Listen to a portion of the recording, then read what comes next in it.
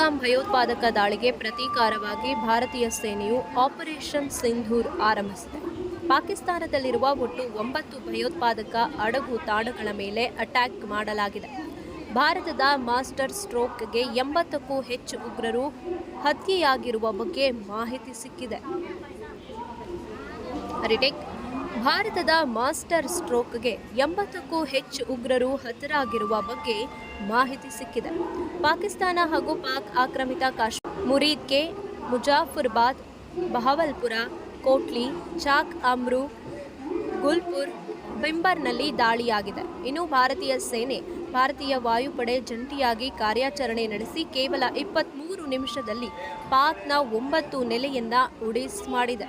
23 ನಿಮಿಷದಲ್ಲೇ 80ಕ್ಕೂ ಹೆಚ್ಚು ಉಗ್ರರು ಮೃತಪಟ್ಟಿದ್ದಾರೆ.